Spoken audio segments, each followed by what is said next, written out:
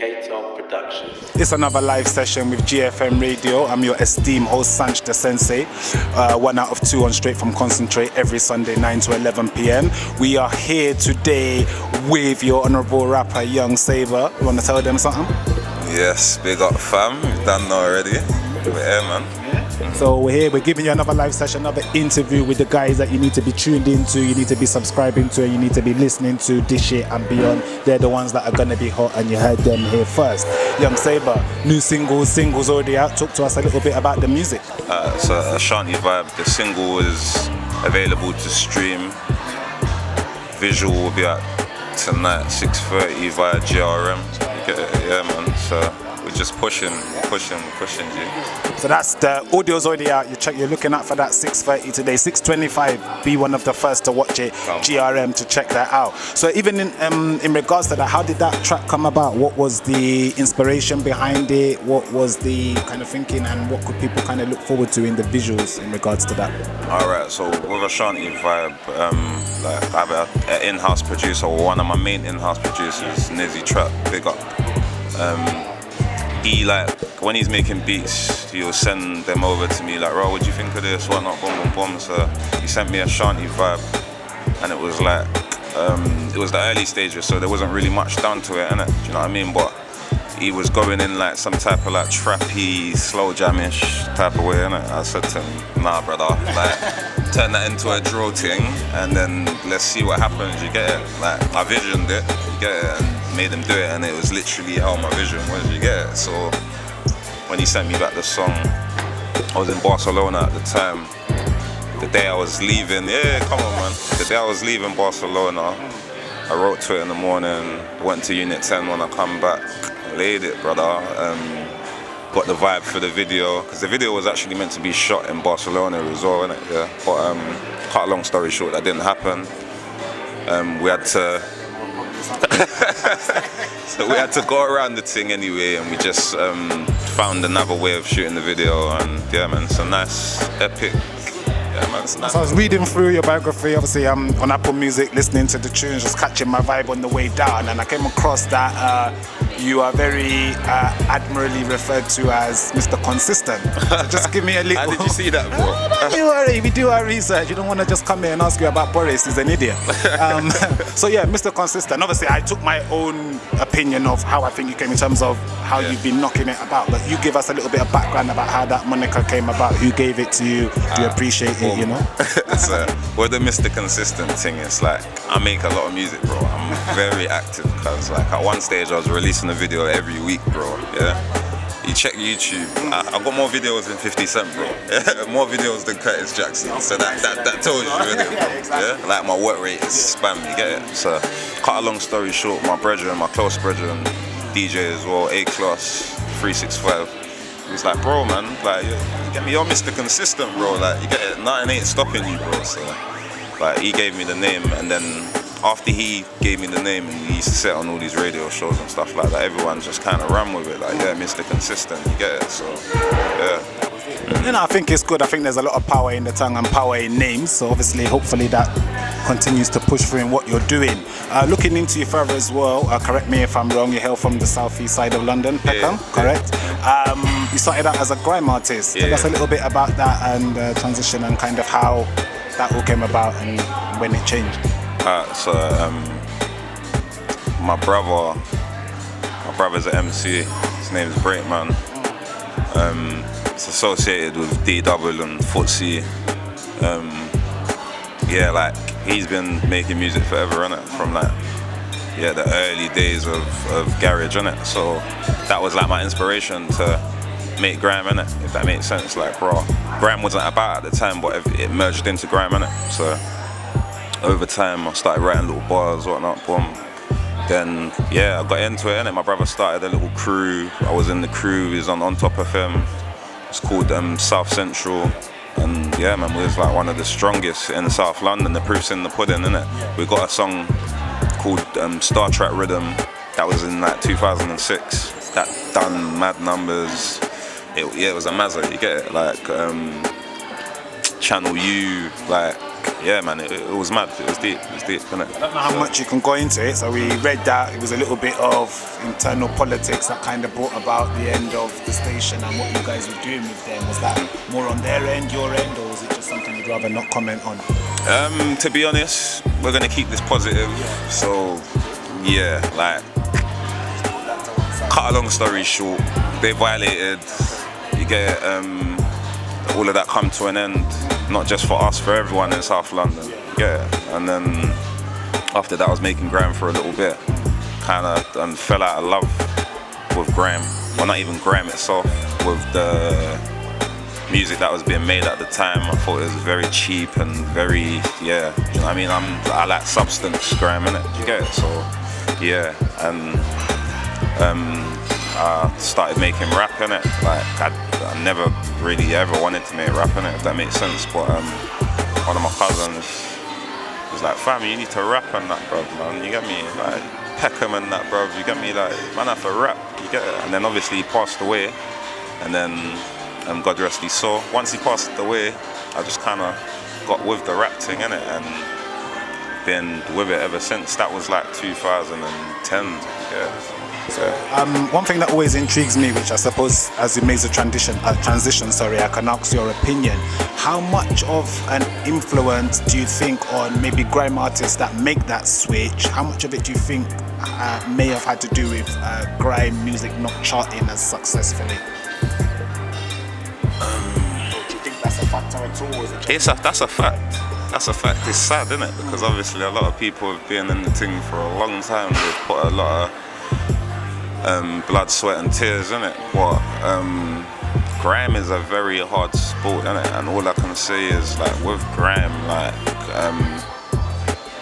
you have to, like, proper be in it. And when I mean, like, in it, you have to go to all the sets, you have to be everywhere in it. Do you know what I mean? And if that isn't you, then it's kind of pointless. Do you know what I mean? Another thing I wanted to ask you about, you mentioned Nizzy Trap earlier on before.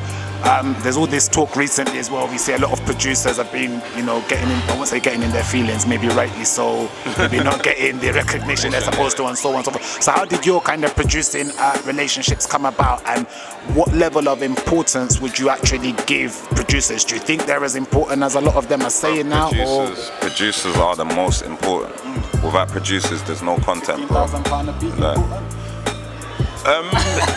Brother, to be real, like I said, yeah, if it's that good, then, and to be £15,000 light compared to like what producers are getting, they're getting paid go up in it. So really, like I said, the producer is an important part in it. Without the producer, there's no content, bro. You get it? I can't write a but like you can write a cappella, but it's never gonna be the same, innit? You get it? So, like, yeah, the producers obviously they need their credit, innit? Do you know what I mean? Like, I think it's important, innit? Do you know what I mean?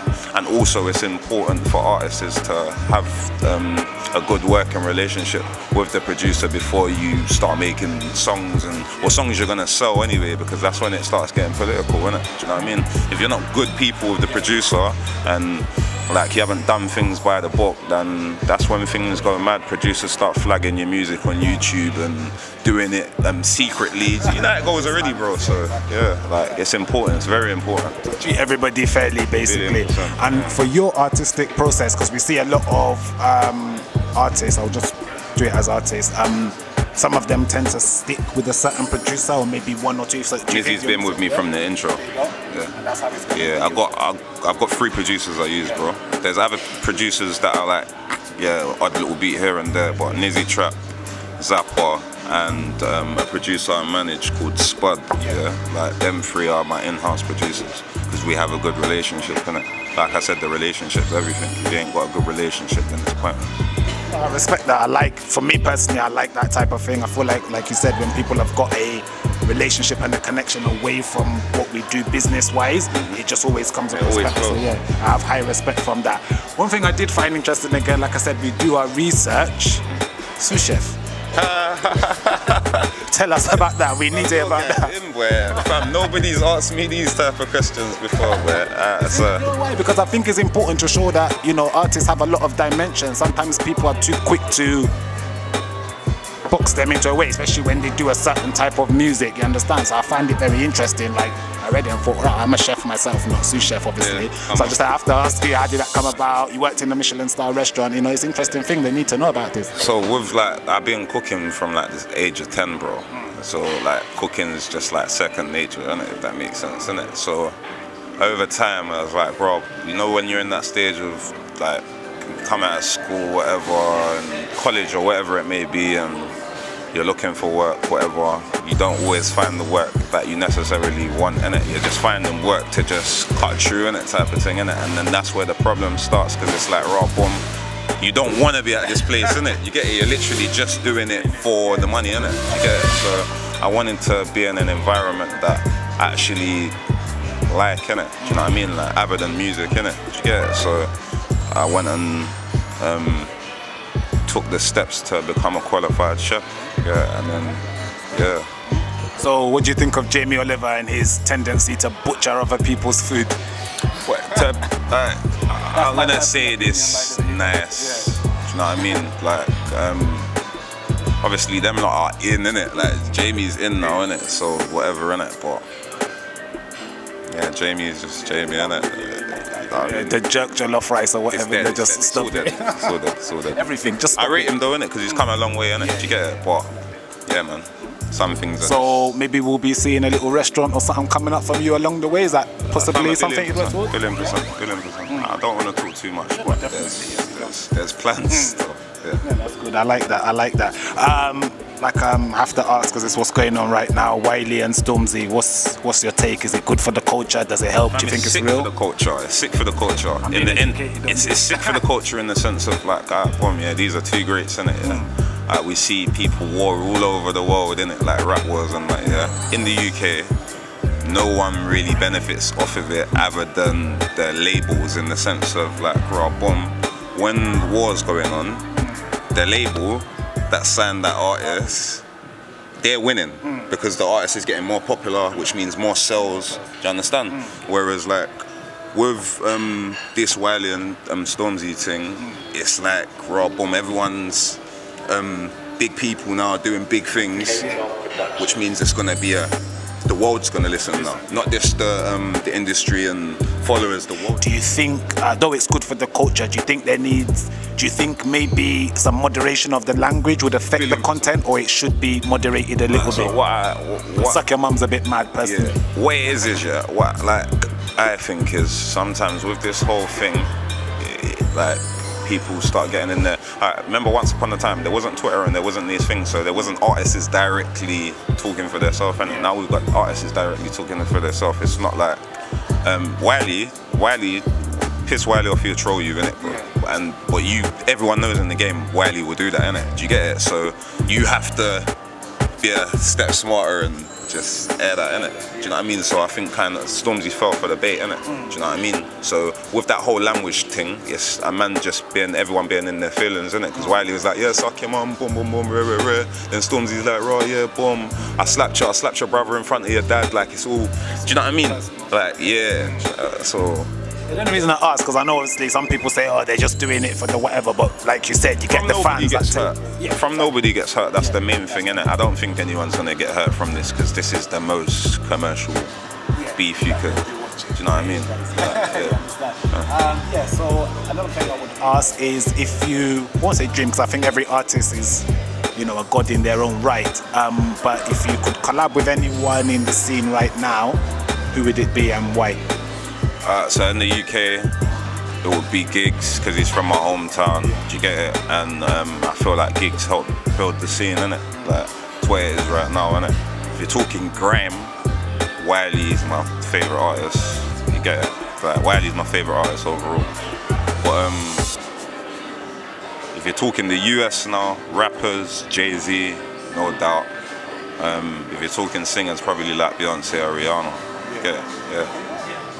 Well, Rihanna, we don't know if she's even trying to get in music again. I know, but if man could, you get it? Like, hopefully, yeah. Definitely. Just briefly, I just forgot about that.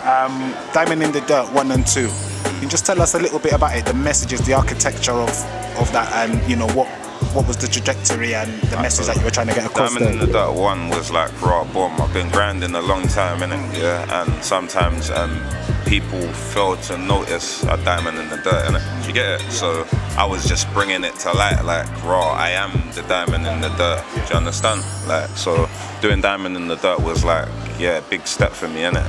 Like putting a body of work together that isn't just like drill, or it isn't just trap, or it isn't just, do you know what I mean? Like, it's like a proper body of work, innit? Do you know what I mean? And with like Diamond in the Dirt 2, the brilliant project and that, but I didn't get to promote it as much as I wanted to promote it, because it's mad, bruv. Like, as I was bringing out Diamond in the Dirt 2, Miss brought out his album, Diamond in the Dirt. So you know what I'm on already. Like, you get it? I ain't with no label or nothing like that, innit, bro? So, like, we got an independent label, but I ain't with no majors, innit? So, you know the thing already. Yeah, man. Happy we're flowing, actually. That was just my second to last question. That given that we're seeing what the likes of Dave and them lot are doing, do you think artists need to be moving away from signing these deals now and just going independent, or do you think there's still room for labels but we need to renegotiate the playing field? I don't really think we need labels. It's not a thing that we need labels. Labels are always beneficial, innit? In the sense of like, if you come in and you're not too knowledged in the sense of like, how do you do this? How do you get a distribution deal, or do you know what I'm saying? Like a publishing deal or whatever, or boom, innit? So, like, I say for the people that are lacking knowledge, it's good for them. You get it? And also good for somebody like me that has knowledge, because I know I'm not going to get taken for a mug. You get it? So, just depends, innit, really. So 2020, I got the year right this time, guys. Are still playing on last year. What do the fans need to be looking out for? What can they look forward to? And what do you want them streaming from today all the way to the summer and beyond?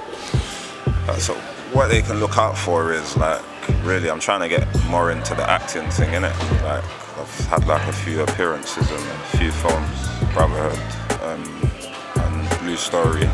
So I want to get more into acting, innit? So hopefully you should see a lot more of that. But like, obviously stream Ashanti Vibe, stream everything else that's out right now. Like, I wouldn't say, yeah, boom, like look out for this next or look out for that next, because I've got a few singles. We don't know which one's going to be the next one. Do you know what I mean? So all I can say is just keep your eyes peeled. Do you know what I mean? Keep your ears open, and yeah, man. Do you know what I mean?